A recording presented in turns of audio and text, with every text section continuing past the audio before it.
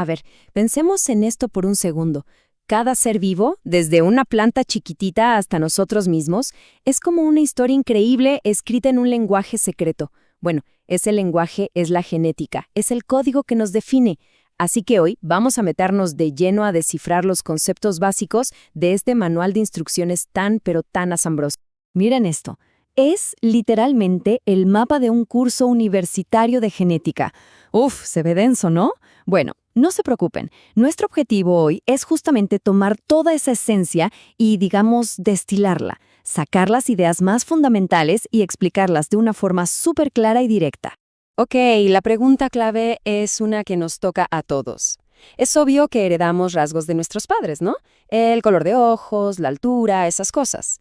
Pero, a ver, ¿cuál es exactamente ese manual de instrucciones que se pasa de una generación a la siguiente? Y más importante aún, ¿cómo es que esas instrucciones se traducen en lo que somos? Bueno, para empezar a responder, vámonos al principio de todo, a la historia de cómo fue que aprendimos a leer este manual. Un viaje que va desde unos simples guisantes en un jardín hasta el genoma humano completo. Y créanme, entender este código fue todo un viaje que duró siglos. La cosa arrancó por allá en 1860 con Gregor Mendel y sus famosos guisantes.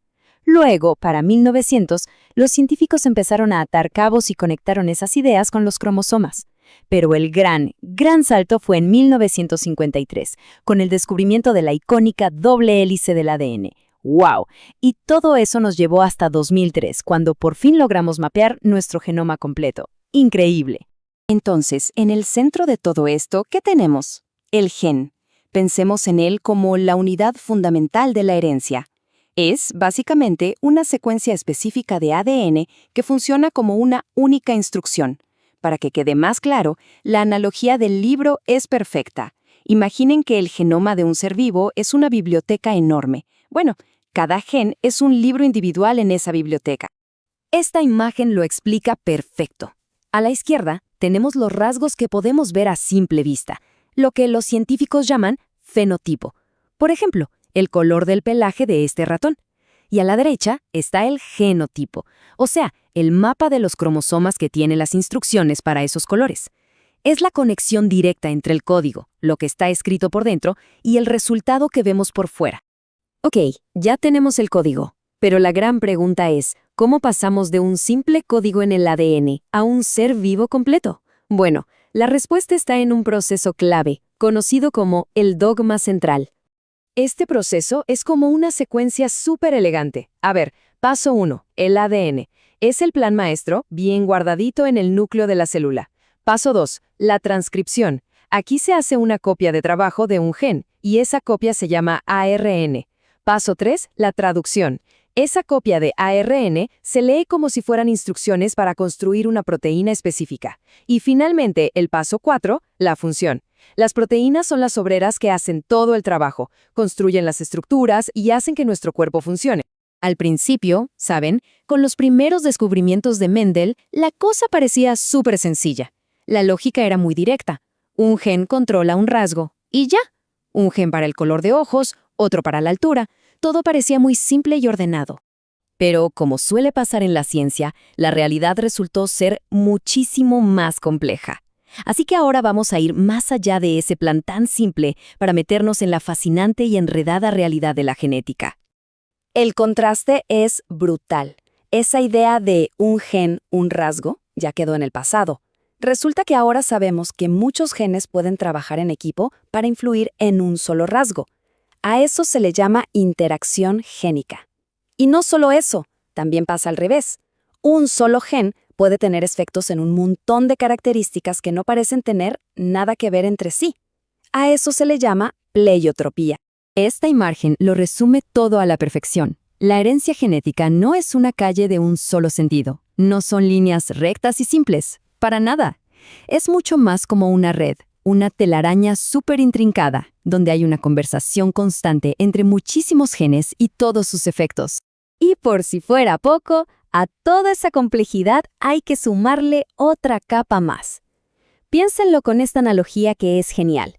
Si el código de ADN es el hardware de una computadora, el ambiente y las experiencias que vivimos son el software. Son los programas que le dicen a ese hardware cómo y cuándo tiene que funcionar. Y esto nos lleva a un campo fascinante, la epigenética. Básicamente, estudia cómo el ambiente y nuestros comportamientos pueden causar cambios en cómo funcionan los genes, pero, y esto es clave, sin cambiar la secuencia de ADN. Es como si al manual de instrucciones le pusiéramos notas adhesivas o subrayáramos algunas partes. El texto no cambia, pero sí la forma en que lo leemos.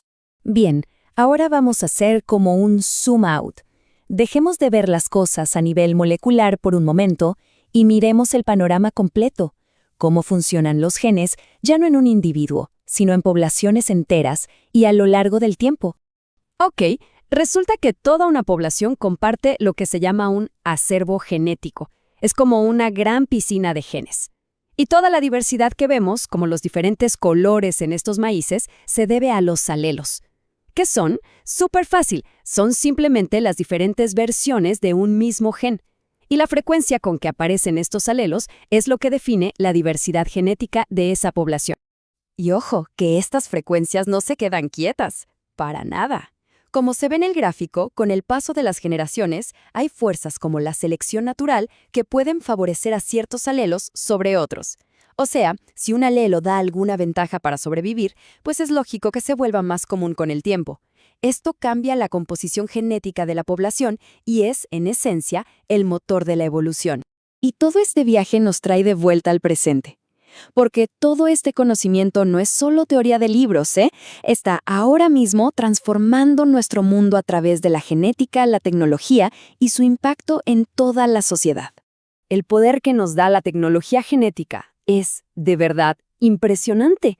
Piensen en todo lo que podemos hacer, diagnosticar enfermedades hereditarias y hasta desarrollar terapias para corregirlas. Podemos usar bacterias como si fueran pequeñas fábricas para producir medicamentos. Podemos ayudar a proteger especies en peligro de extinción. Y bueno, hasta analizar genomas enteros para entender la vida a un nivel que antes era pura ciencia ficción. Es que, en resumen, el viaje ha sido increíble. Pasamos de ser simples observadores de las reglas de la herencia a ser lectores, y ahora incluso editores del mismísimo código de la vida. Y claro, esta capacidad tan inmensa nos deja con una pregunta fundamental.